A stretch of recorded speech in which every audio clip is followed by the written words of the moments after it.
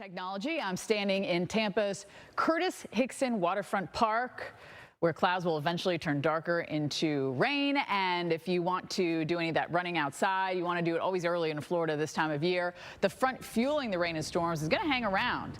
Tampa, with an over 8-inch surplus on the year, and the Buccaneers, by the way, hosting the Dolphins on Friday night for their final preseason game of the season.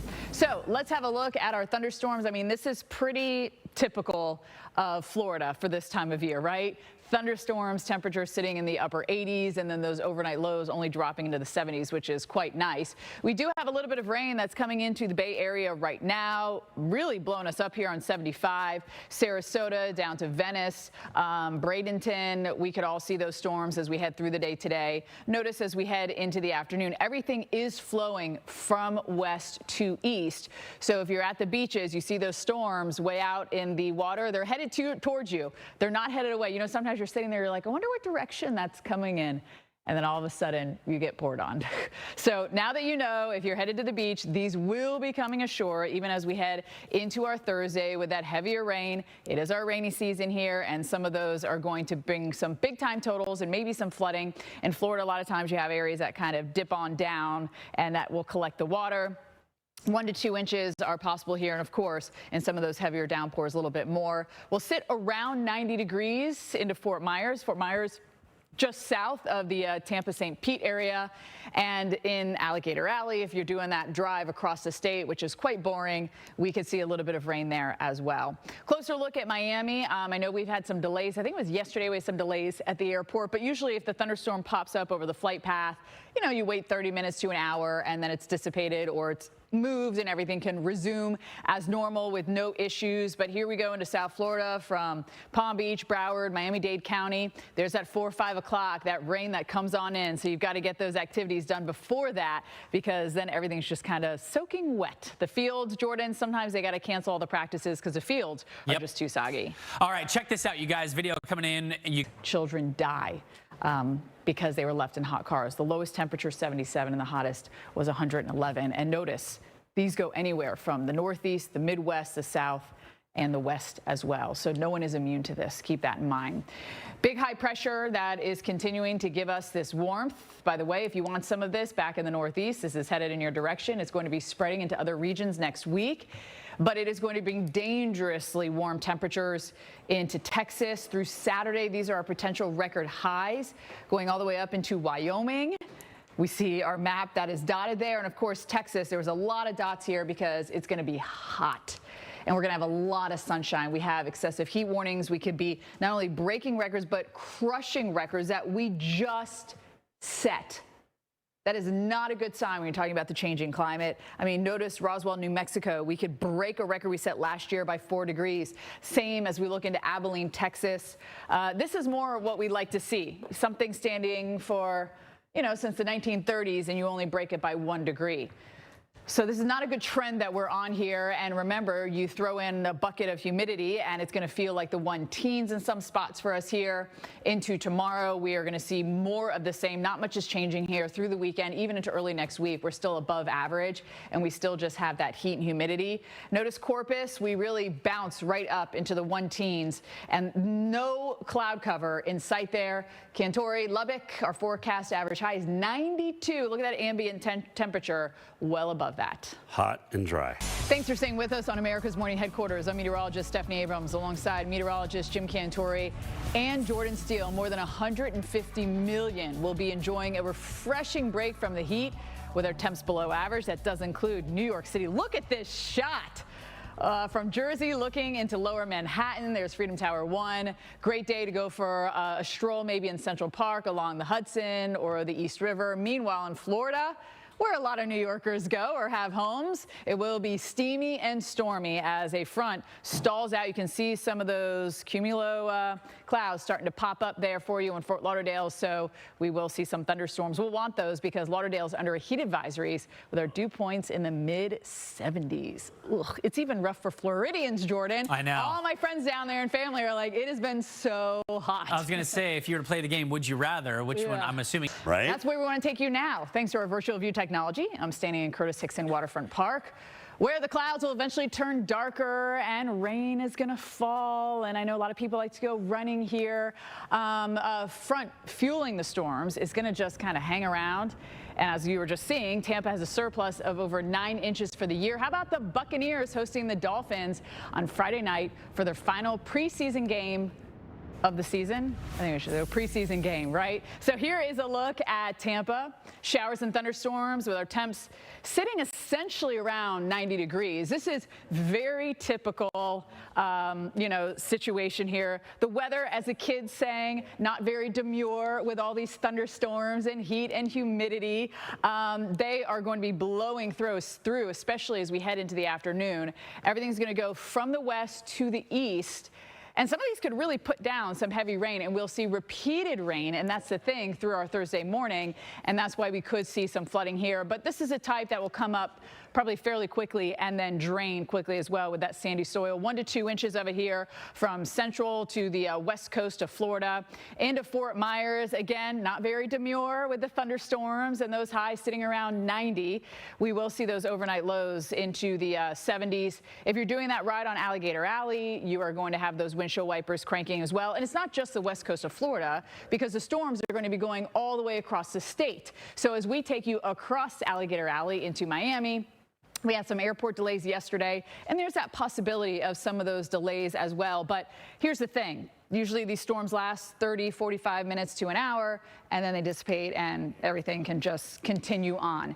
As we go through the afternoon with that daytime heating, that gives us that extra oomph, and I-95 could be a slow ride from Palm Beach County down to Miami-Dade, and we will get a break overnight, and then everything pops back up as we head into the afternoon hours and the early evening hours for us. So again, it's kind of a 1 to 2 incher, but this is our rainy season after all, so it's really no surprise. If you're going to Orlando to maybe go to some of the theme parks there, well, they could get shut down, Jordan, especially the rides that are outside. When there's lightning, they have to shut those down. Yeah, which is never any. 6 children die in hot cars for the year. The lowest temperature, 77. The highest temperature, 111. And notice, it's not all in the south. There's been numerous into the Northeast, in the Midwest, even Nebraska and California. So we want to prevent. Nobody needs to die inside a car. Everything needs to be taken out. Air needs to be running. This is preventable. High pressure is still going to be around. And we have that potential for record highs from Texas up to Wyoming as we head through Saturday. By the way, record warm lows will also be in play here. So that means you don't get a chance to cool off at night. Those excessive heat warnings and advisories going through a large portion of Texas. I mean, majority of the state is covered in them. And we're going to be breaking records by a lot that we just broke last year. Look at all this. 2023, 2023. This is fine. 1930, you break it by 1 degree. That's what we like to see. I don't like to see we're breaking records by 4 degrees that we just set last year. That's not good when you're talking about the changing climate and things just continuing to get hotter. So the heat index takes us into the 1-teens through the day today. And by the way, it stays hot through the weekend into next week. Tomorrow, more of the same, nothing really changing for us. And notice, not a cloud in sight. We are going to see just strictly sunshine for us. Lubbock, our ambient temperature is usually 92 degrees. We are above that all the way through our Sunday, and we're significantly above that. So we're talking 10, 15 degrees above average for us here into Texas. Dallas, 95 is our average high. We're slightly above that as we go all the way through the weekend. So everything is bigger and everything is hotter in Texas for us, because it's not just the heat, it's that humidity that really can take you out. I mean, listen, a dry heat, Jordan, at 120 is rough, but a humid one at, 100, 110 is just as bad in a different way. Right. Headlines in Connecticut. The front page of the Hartford Courant, 2 dead after being swept away by floods. The women both went missing during the flooding on Route 67 in Oxford. The front page of the Greenwich Time, 3 months rain in hours. Several towns reported double-digit totals. That might be challenging the state record, by the way. And the front page of the Connecticut Post, it's going to be a long recovery. Governor Ned Lamont has declared a state of emergency as of this morning. At least 15 roads remain closed due to flooding or damage. Sunday's catastrophic and deadly flooding took a devastating toll on Connecticut. One farmer tells us in her own words how the storm has essentially put her out of business for the season. That area, the Wichita, yeah. And they're still moderate flood stage. Yeah, from I believe it. I believe it. And if you saw on Jim's map there, Tampa is over 8 inches above average. And thanks to our virtual view technology, I'm standing in Tampa's Curtis Hickson Waterfront Park. The clouds will eventually darken and rain will come. So if you want to do a run on Bayshore Boulevard, you got to get it in early. You also have to beat all that heat. And of course, the rain will be welcome after it's just been so hot, though we don't need any more rain here in Tampa. We also have the Bucks. The Buccaneers are playing the Miami Dolphins. They're hosting them on Friday night for their final preseason game. Let's talk about some other Florida cities for you. Tampa, there it is, showers and thunderstorms. As the kids say, not very demure. I wonder what the word will be next week. Is Riz gone? Are we finished with Riz? No, you still can have Riz. Riz is good. Riz is like, is a good. And so we're all Riz? No, she's forcing that. People don't say that. We obviously know who and who does and who doesn't watch TikTok. JD said it's charisma. That sound right? Yeah. But yep. Brandon's shaking his head, yes. Demure is the word of the week. So right now, like this, oh, Tampa, you're looking very demure. This is how they do. Oh, it's very demure, nice and chill and beautiful and sunny, very demure. But then we are going to see the storms come in, and that's when we no longer look demure. And we're not really Riz either, because that's a good thing, too. So at times. Okay. At times I consider myself demure. But I can't stay in demure all the time. It's just not who I am. No. Here's a look at the rain. I can vouch for that. 2 to 3 inches of it, like you have room to talk, all the way up into Central Florida. Burn. I am never demure, so that's great. All right, wow. I felt that all the way over here. Say it again. I felt that all the way over here. It was kind of like my neck jerk. I'm gonna have to go to the chiropractor after that. There are your showers and thunderstorms. It was just too easy. It was a softball he gave me, guys. Basketball, actually, but yeah, okay. There's a look at the highs sitting right around 90 degrees and your rainfall. Again, if you're going across Alligator Alley, making your way to MIA in Miami, going to Miami, the 305, more the same. I mean, it's Florida, it's summertime, and we have the extra help from that boundary and our flow from west to east. So if you're at the beach here and you have your back, Jordan, to the west, not looking at the ocean, you might get surprised by some of these. Oh, yeah. I mean, we got some storms coming all across the state. Look at how many people have died. In fact, we've had 26 children die inside hot cars with that lowest temperature, like it's going to be in D.C. today. Does not take a lot. And it's nearly every region where a child has been left inside of a hot car and has died. So let's not lose any more lives, because here's the thing. This is completely avoidable. And we are still going to see very warm temperatures. Now, by the way, Texas will be one of the places that's feeling the heat the most. But notice that record warmth does potentially go up into Wyoming, and into next week, the heat's going to spread back into the Midwest and the Northeast. But right now, it's Texas with the most real estate under those heat advisories and excessive heat warnings, from Abilene down towards Corpus. And we are breaking records that we just set last year. Not only are we breaking them, we're crushing them potentially by 4 degrees in Abilene. Notice majority of these were from last year, which was, every month, every year is the hottest year on record, and we just keep going up from there. It's like, when's it going to stop? This is the changing climate right here. Notice Lubbock, 1930 is when our record is from.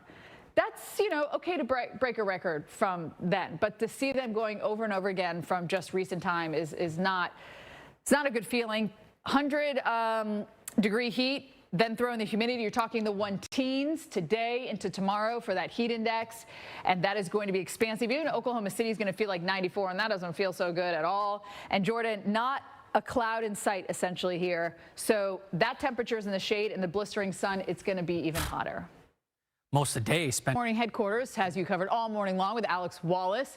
And a look at what's coming up at 9 a.m. And of course, keeping an eye on the tropics. But when we think tropics, we think the Atlantic. But this thing's going to be no joke, possibly. Yeah, we got to watch what's going on here for us there in Hawaii, right? We got a parade of history with hurricanes. I think the big one that comes to mind. Aniki.